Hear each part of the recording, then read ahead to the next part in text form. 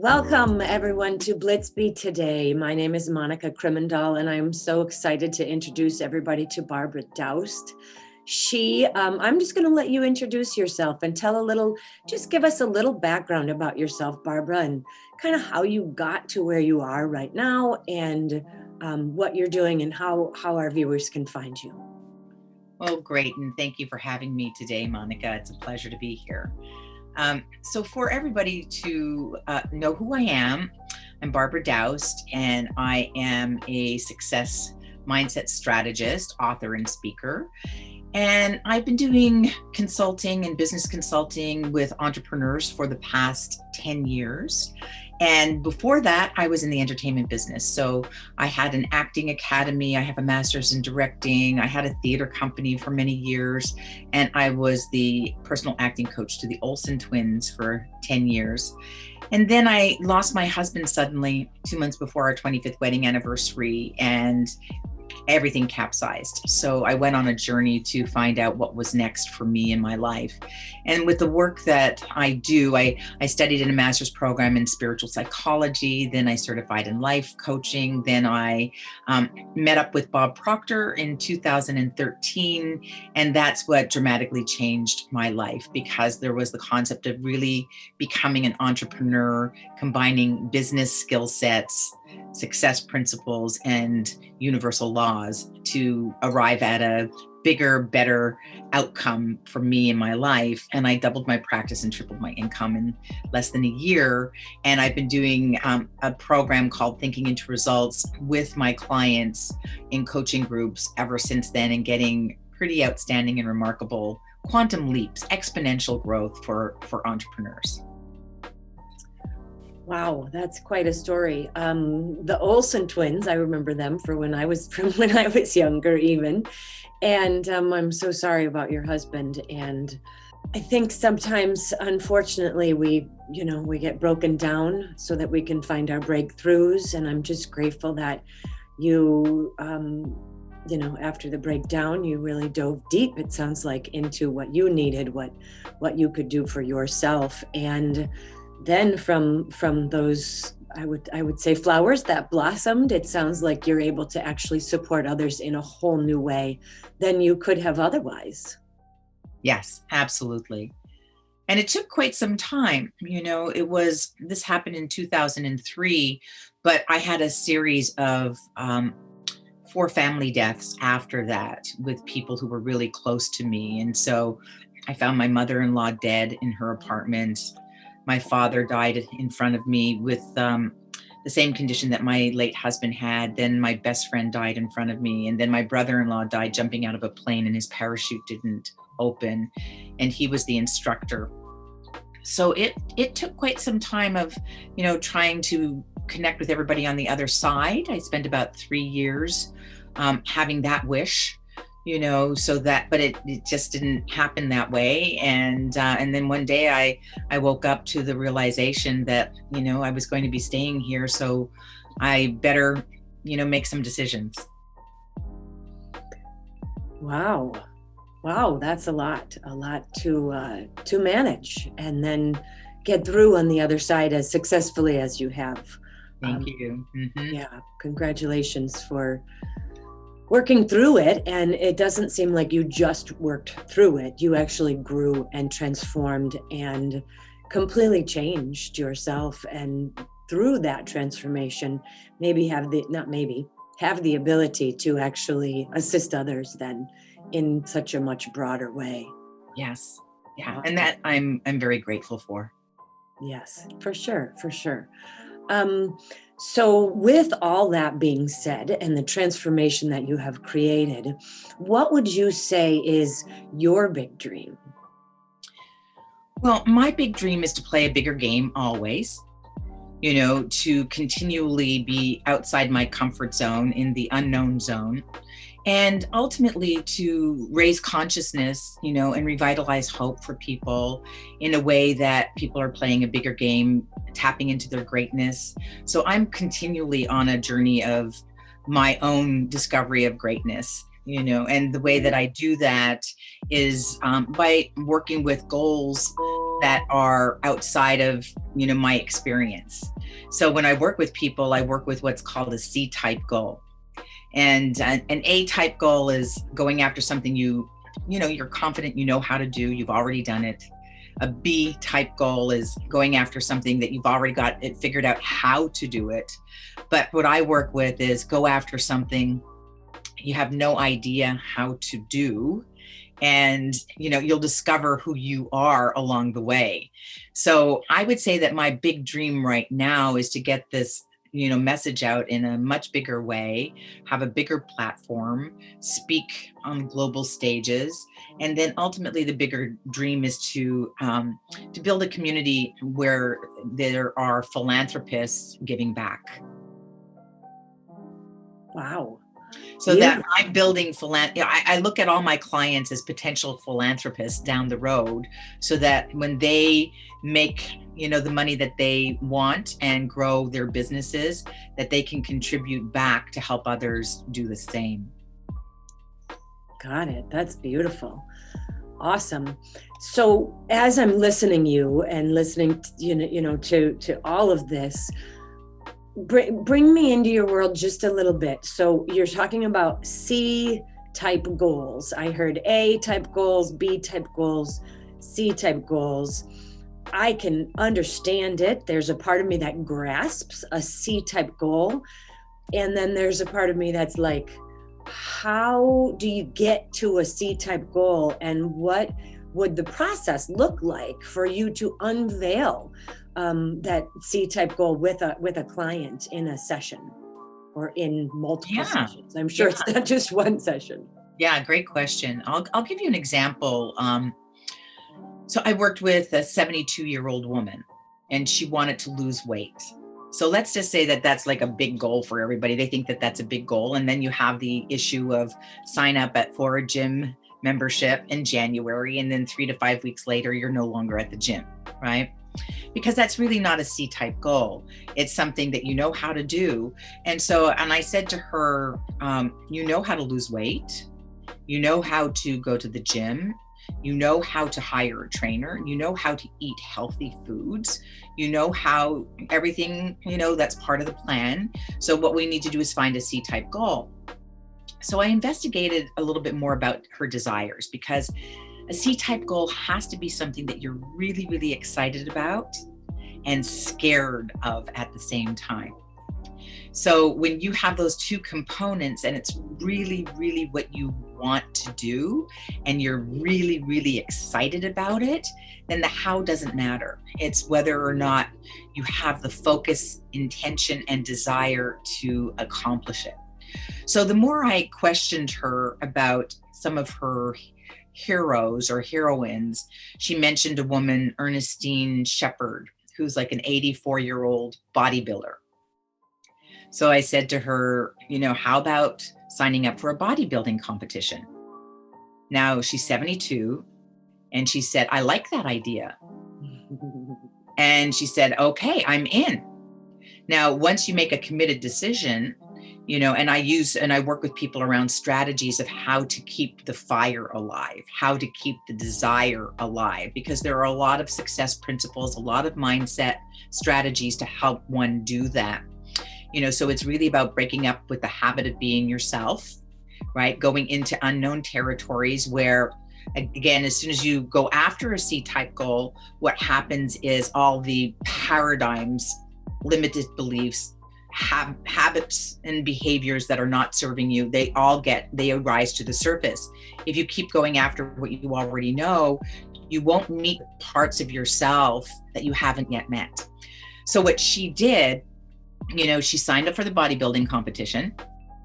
She bought a pink fuchsia bikini, her tanning spray, and she was in the gym every morning at 5 o'clock in the morning.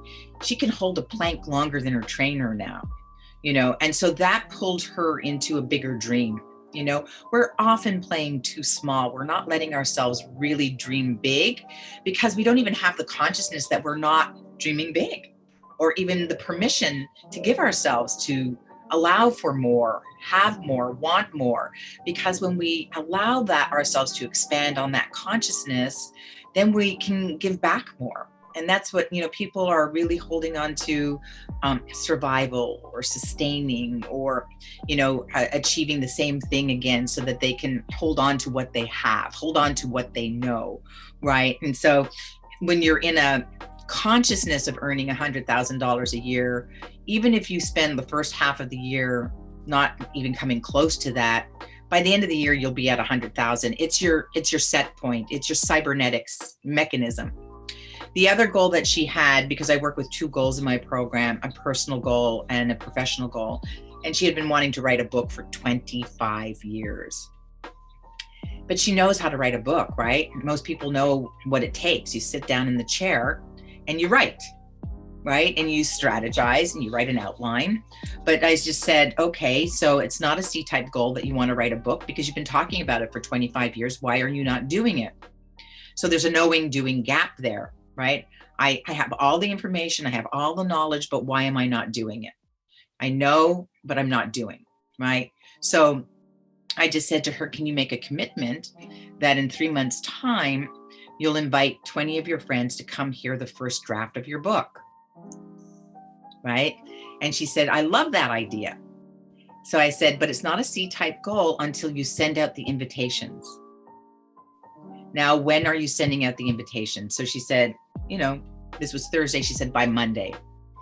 She sent out the invitations, and within 3 months, she had the first draft of her book that she had been talking about for 25 years. Wow. Right. So that's one example. I work with financial advisors, lawyers, marriage, family therapists. And the bottom line is that they're all playing a small game and they're under earning because I show people how to grow their self-worth to really grow their net worth. And until you have the consciousness and the awareness, of what the paradigms are that are holding you back, till you get to the root cause, you're just going to be in a loop of doing what you already know. Yeah. Okay. So, Barbara, as you talk about your big dream, it's so inspiring and so exciting. When you think about chasing your big dream, what's standing in your way? What's standing in my way, and I've been working with this core issue for a very long time, and it really is related to a belief that I developed as a young person, and it has to do with visibility. I at 16 was attacked and almost lost my life. And before then, I was really quite a loud person and teenager, and my family told me to shut up all the time. And I was just, I was acting on stage all the time and singing and dancing. And I was just a very, I leapt into anything and took a lot of risks. And after that incident, I wasn't even aware of it until I realized that all my choices after that time were behind the scenes. I pulled back into, even in my high school yearbook, it says, I want to be a drama teacher. So I became a drama teacher. I wasn't on the stage. And then I became a director. So I was behind the scenes there. And even when I was teaching with coaching and these success principles, I could see that I help a lot of people become very, very successful. And I help a lot of people make a lot of money. And I wasn't doing it for myself. So that, I had to pinpoint and find, why was I playing such a small game? And I really think that the interpretation that my young self met with, or my young self decided, was that if I was seen, I would be attacked. If I played a bigger game, I could lose my life. If I was visible, that I would be hurt. And so that's what I'm talking about with the paradigm, the story that we give meaning to, and the paradigm being, the limited beliefs, all the experiences, because our brain is holding on to past experiences as evidence of what could happen in the future. And so it's like adverse situations that our brain is holding on to stop us from going into the unknown, to going into that unknown territory where there's unlimited potential, because what we really want is in the unknown. So I like to tell everybody, you know, once you find out what it is that you're really, really good at doing for others, that's usually the area that you're not doing so well for yourself. Yeah, that makes a lot of sense. And once again, wow, another, it doesn't seem like you've been through little experiences that shaped you. These are, being attacked and almost dying is a big experience. And that's a big aha for yourself and a big thing to get through. And so yeah, I'm really sorry that happened. And I hear that was hard for you. And then you created a persona around that to hide it so that it didn't happen again, to create that. And I'm really sorry. But it does sound like that you are working through that. And that's what it's about, right? We all come from somewhere, and these kinds of things, maybe not those kinds of things, but we all come from somewhere and have issues and have things that have occurred before us and with us that we get to work through now. And it sounds like you're doing a fabulous job of doing your own work to get through that. Kudos to you. Thank you. And it wasn't that I didn't have success along the way. I did have success, and a great deal of success.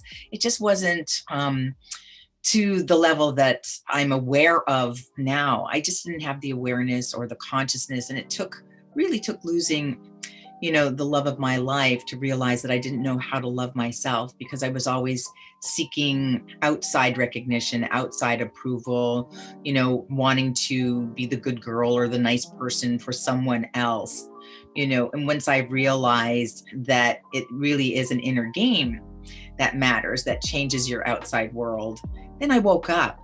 I like to tell people, please, start waking up before you're in crises. But sometimes, as you said earlier, these circumstances or these experiences lead to a new life or a new version of oneself. And people, aren't waking up until these crises happen. That's a generality. There are people who do, but I really wish that somebody had taught me earlier. It was like I woke up in my 50s, and that's like the midlife crisis. And I don't look at it as midlife crisis as much anymore as that, the first part of our lives, we're living what I call a shell identity. We're living for, the approval of others. We're living someone else's dream, because nobody is really teaching us who we are, how to go for what we want. Even in our educational system, we're taught and we're measured by comparison instead of by who we really are. And then, we wake up one day in our midlife crisis saying, is this all there is? Is this what my life is about? Is this what I've built in my life? And to realize that that's when we start delving into a core identity, who we really are and what it is that we really want. And I wrote a book about, it's called True Love, True Self, A Journey to Self-Love. And it's become my passion to help people live into their truth and stop lying to themselves. Wow. Beautiful. Again, you just keep touching, moving, and inspiring me, and I just love it.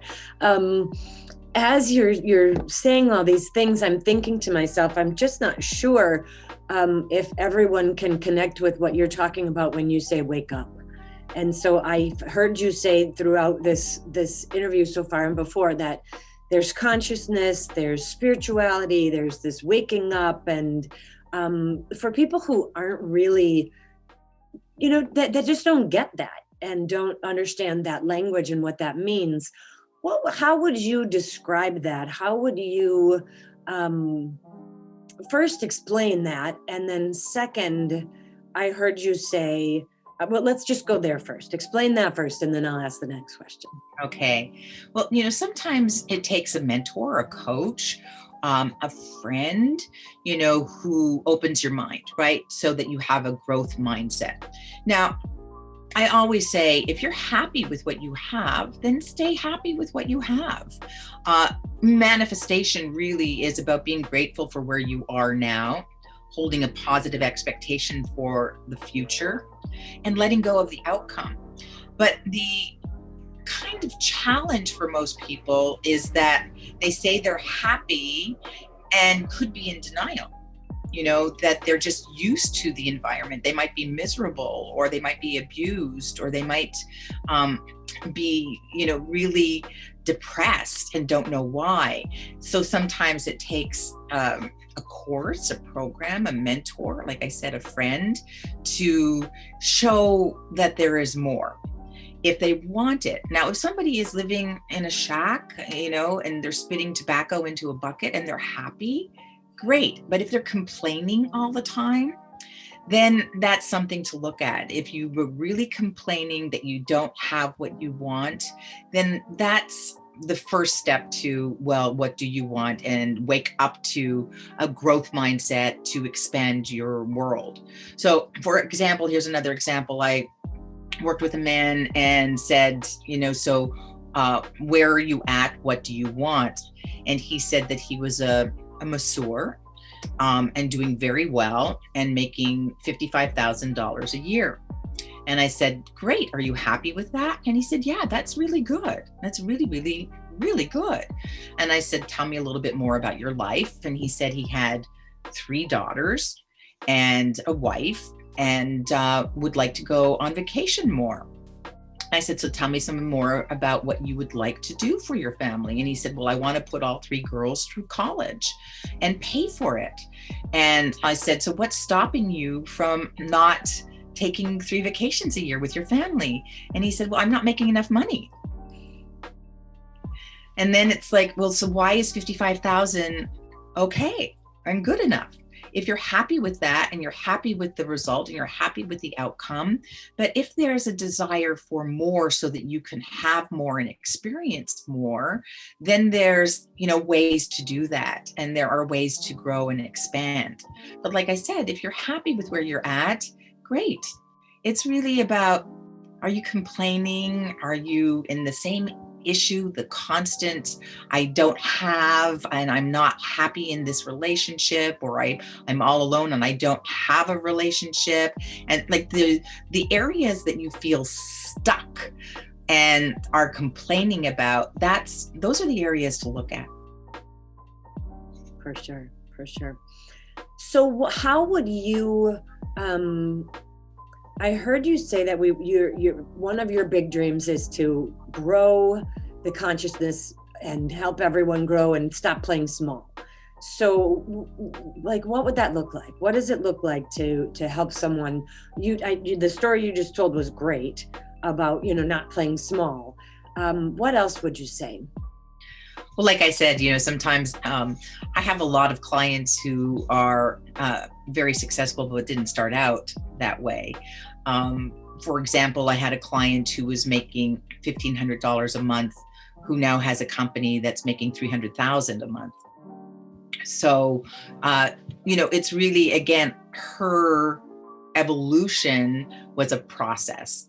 And again, opening up to, desire, just opening up to desire, having an idea and committing to that idea. But again, like I said, it's important to really, really, really want it, because everybody has a dream.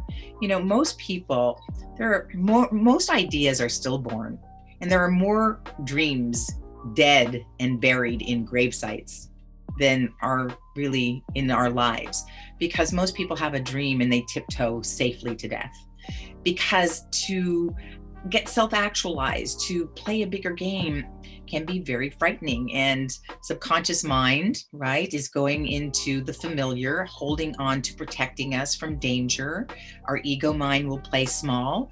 My ego mind played small for a long time, thinking that it was that invisible was being humble, when really it was just stopping me from, maybe thinking that something was going to be dangerous or threatened by something that could potentially be dangerous. So it's to dig deep, and to really, really say, this is what I want. Because what I have found, Monica, is that the dream doesn't die. The dream doesn't go away. And if you're not going to do something about it, it's going to haunt you. And so either you let it haunt you, with I wish I could, I wish I could, I wish I could, if only I had, and, and someday I will, and just not now. If you, keep playing that game, it's just going to be a waste of energy.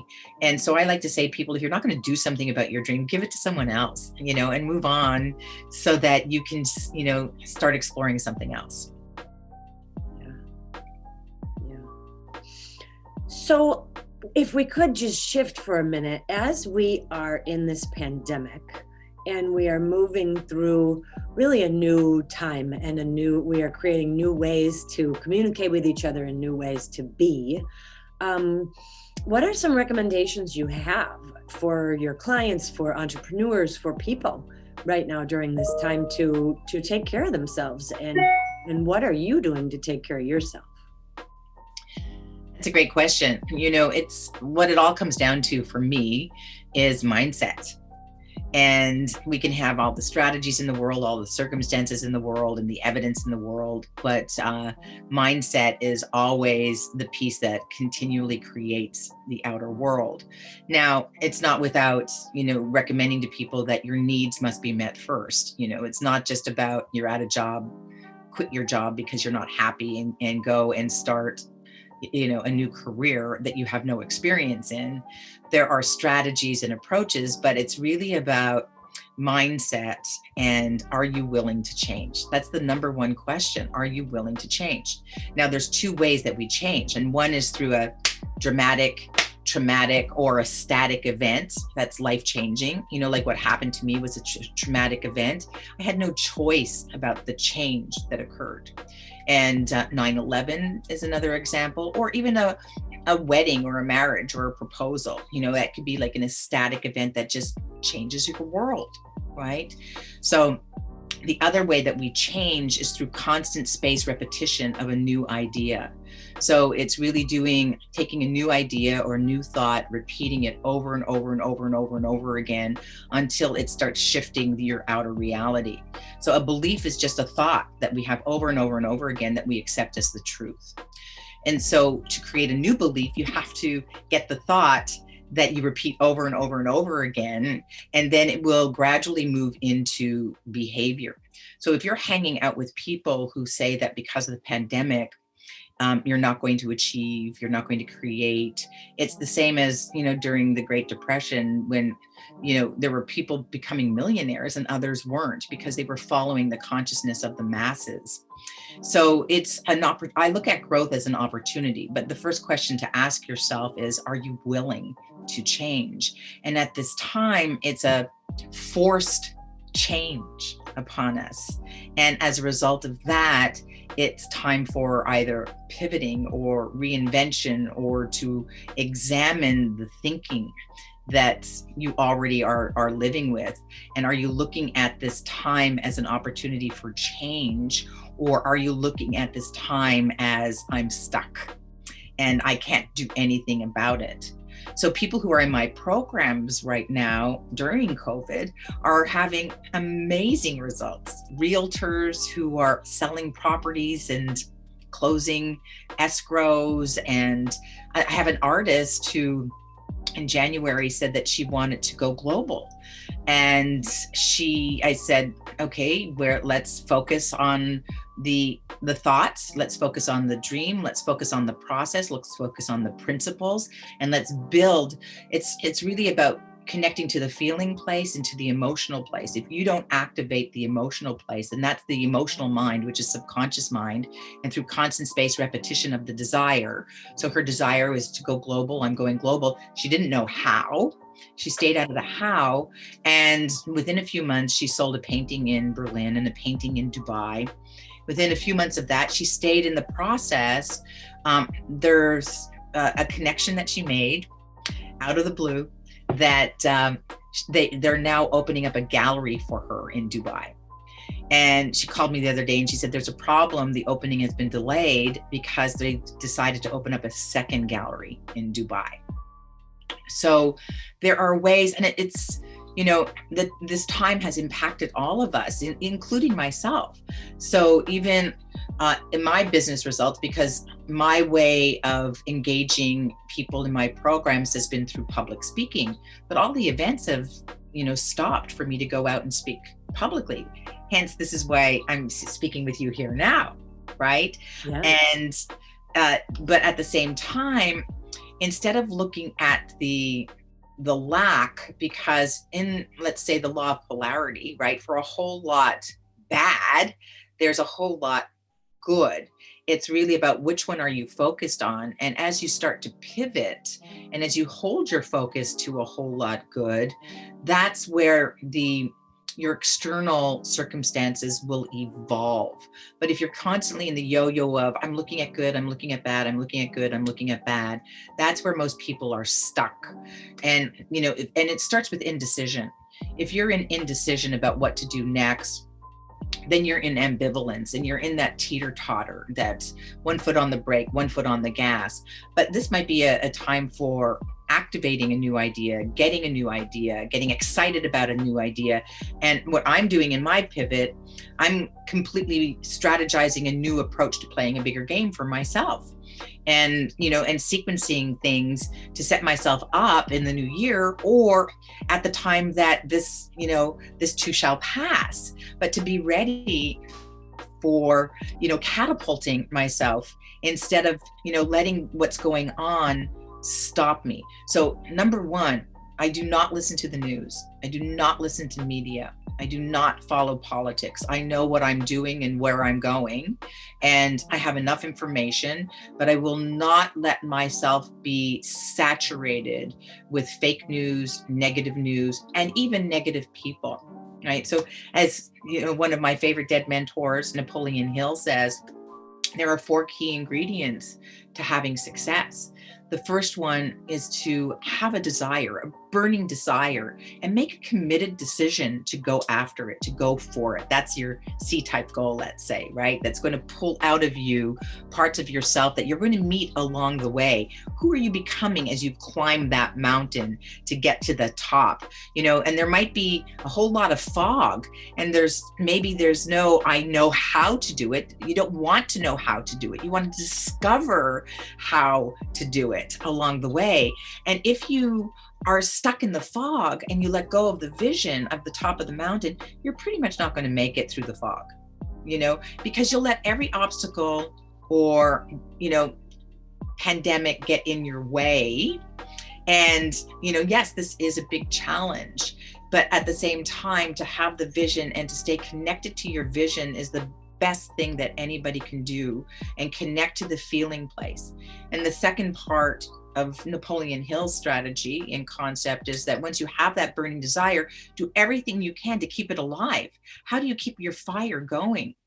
Well, if you're going to be watching negative news, hanging out with, the wrong group, the wrong crowd, the naysayers, it's more challenging to keep that fire alive. So it's about your responsibility is to do everything you can to keep the fire going. And then reduce the negative Nellies, reduce the David Downers in your life, and hang out with the fourth component is to hang out with a group of people that are inspiring, a mastermind of people that are growth mindset oriented, expansive thinkers. And, instead of I like to hang out with people where I'm not the sharpest tool in the shed, because if I'm the sharpest tool in the shed, I'm not growing.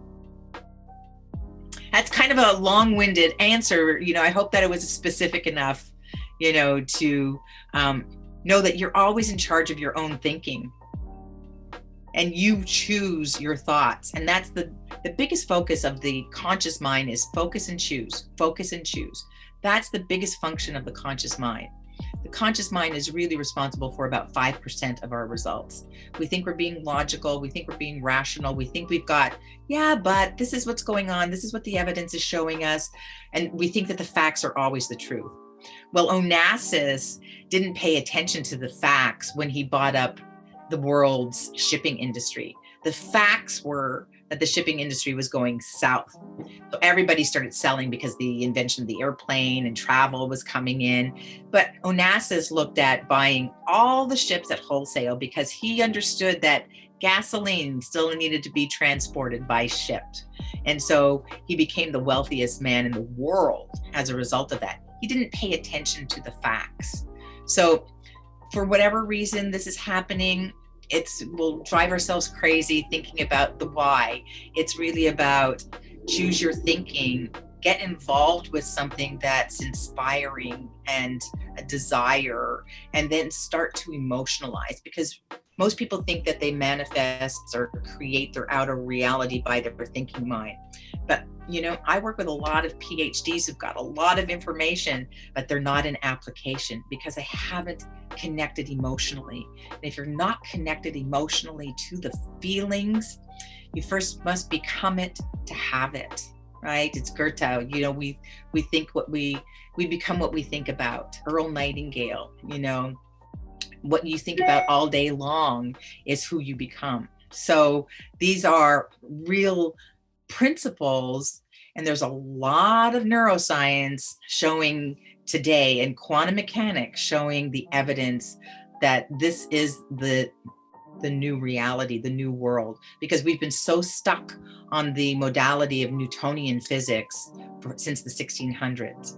And that's all about the material world. But what we're missing is, and this is where quantum physics comes in, is we're bringing in the concept of energy. There's so much power on the invisible side, in the invisible world, that we're not really tapping into. And it's available for us to tap into. Wow, yes, totally. Beautiful.